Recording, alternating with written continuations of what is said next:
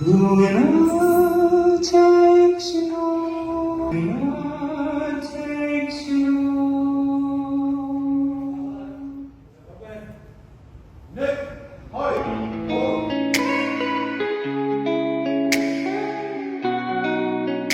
Шинжэн хотод бэлтгэлийг үнэхээр сайхан байлаа. Яагаад гэхээр нэгдүгээр цаг өөрийн хувьд үнэхээр сайхан дулаахан байлаа. Хоёрдугаар маш тоглог буудлах байсан. Дээрээс бэлтгэл хийж байгаа заал маань үнэхээр тоглог байсан учраас бидний үнэхээр сайхан бэлтгэл хийхэд маш таатай байлаа.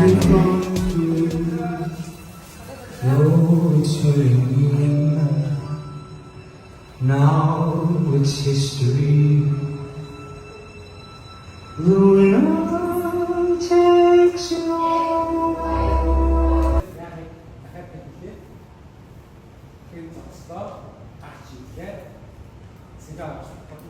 Бэлтгэлийн хувьд дэглэж тоон маань ирээд бүжиг дэглэлтийг дахиад эхнээс нь нэлээд өөрчилж байгаа болохоор бидний хувьд бас нэлээд ачаалттай байна. Тэгээд нэг эргэлт юм уу дрондо байвт гар гараа бариад тойрч ирэх эргэлтүүдийг маш их давтаж байгаа учраас энэ арьс шалбарах асуудлууд их байна. Тэгээд яг үндсэн бүрэлдэхүүнд бүжиглэжсэн хоёр маань бэртсэн.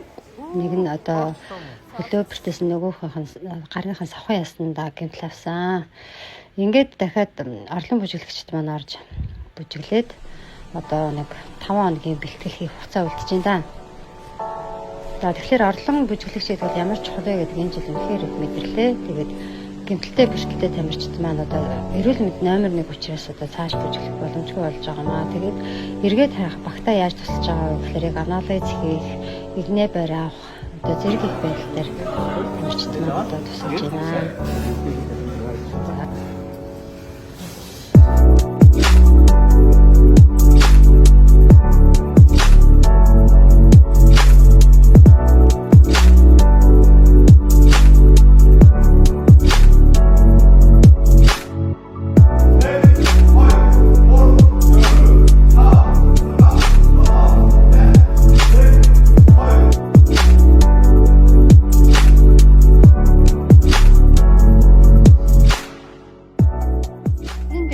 Апартмент түрээслээд нэгдсэн байдлаар одоо тамирчтай хоолоо өдөржингөө арай алт маань хоолоо игээд тамирчтай хоолдог байсан бол энэ удаад бол бүгдээр буудалд байрлаад бидний буусан буудлын эргэн тойронд бол маш олон орны хоол хооллох боломжтой газар байсан учраас хоолоо бид нар одоо гадуур шийдсэн. Өнөөдөр энэ фотографи хийсэн байна. Тэгээд энэ хүмүүсийнхаа хаалын дөрвийг өгөхөөр спонсорын хүмүүст таана.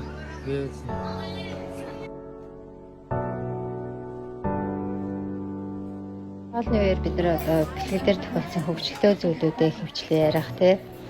Тэгээд өнөөдрийнхөө бэлтгэлийн алдаа онооноодыг халт ярих тийм ажлуудаас гардаг.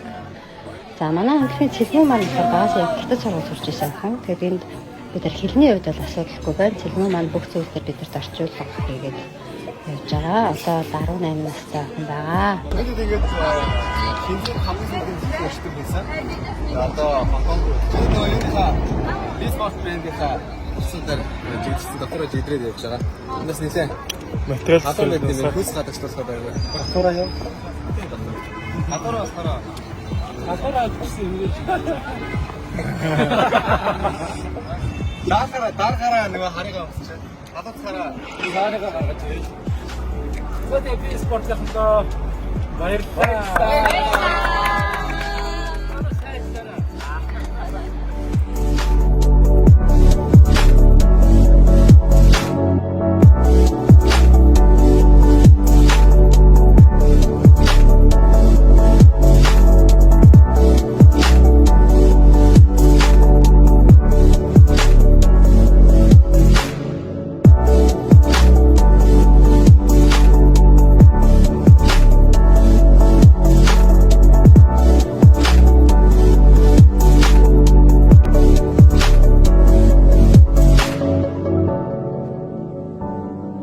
Шинжийн 10 хоногийн бэлтгэл хийсний дараа бид Хонконг руу 16 хоног төдсөн. Тэмцээн маань бол 18 болно.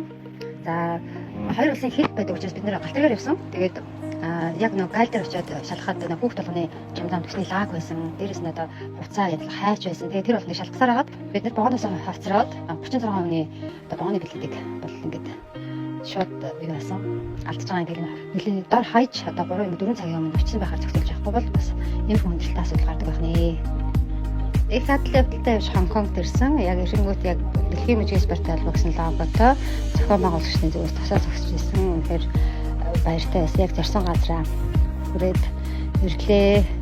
Хятад улсад одоо Хонконг жишээлбэл үйлчлэгээ маш аягүй сайтай. Бид нар бараг чамдамаа болоод ирэхэд үүднийх нь одоо хүмүүс тосож аваад ирсэн чамдамаа дөргөөд оруулсан бүр гайхамшигтай яг үйлчлэгээ гэдгийг бол бүрэн утгаар нөлөөлдөг газар байлаа. Тэгээд ямар ч ирсэн зарсан газраа амжилттай явж ирлээ. Ирсэн чинь манай буудлын одоо Empire гэдэг буудал байсан. Тэгээд яг энэ буудлын лого нь бол тэтэмтэй байсан амар сонир гайхамшигтай давхцал юм шиг санагдсан. Манай бүжгийн зохиомжтой ер нь их утга нэгтэй юм шиг надад санагдсан. Хонг дээрээ бид нар бас бүжгийн заал түрээслээд бэлтгэлээ хийсэн. Энэ удаагийн бэлтгэл заал маань жижигхан болохоор бидэд одоо тэмцээний өмнөх сэтгэл зүйн бэлтгэл нэг мэдрэх одоо нүдэн анаад хэвтээд ингээд аяа сонсоод бүх зүйлээ мэдрэх. Тэгээд нүдэн анцсан байгаа болохоор үйлдэл мөлтлүүдээ нэг дор гаргаж яах гэдэг багш ус хийх боломжтой байдаг. Тэгээд ийм бэлтгэлүүдийг хийсэн. Тэгээд Хонконгт 2 өдөр 3 цагаар заал түрээсэж бэлтгэлээсэн. За өнөөдөр хамгийн сүүлд тэмцээний өмнөх ерөнхий шүүгчд үзүүлэх одоо програм гэж бид нар ярьдаг рехеслээ одоо шалгуулсан. Энд болохоор бүжгийн хувьд яг 4 журмын дагуу байна уу, бүжгийн хөтөлбөөнүүд бас ингээд 4 журмын дагуу байна уу гэдэг ерөнхий шүүгчд үзүүлбэрээ үзүүлдэг. Тэгээд бас талбайгаа мэдрэх шаардлагатай. Онцлог нь нөгөө талбай маань ингээд хөндлөн харж бүжигдэг бас энэ удаа босоогоор бүжиглэх байлаа. Тэгээд хүүхдүүд жоохон ихлээр орон зай баримжаа жоохон алдагдсан. За тэгээд оронгууд ерөнхий шүүгчээс бас нөгөө шүү эхний одоо давааны шүүлтийн дугаарыг цугладаг. Тэгээд манайх сүүлээс 3 дахь хамтлаг өнөөдөр бэлтгэлийн хуваар дээр таарсан. Тэгээд шүүлт бол 12 гэдэг судал болсон. Тэгэхээр маш бидний хувьд амжилттай судал суулаа. Тэгээд маргааш бидний зорьсон тэмцээн маань эхэлнэ. Тэгээд өнөөдөр хүүхдүүд маань бид яанаалаа зай хийгээд амрандаа тэгээд маргааш тэмцээн дээр бүх хүүхдүүдтэй амжилт хүсье. Тэгээд Монголын ур чадварыг тэтгэж таниулахын эрхэм зорилгын дор нэгдэж олон цаг жилийн хөрсөн хүүхдүүдтэй амжилт хүсье.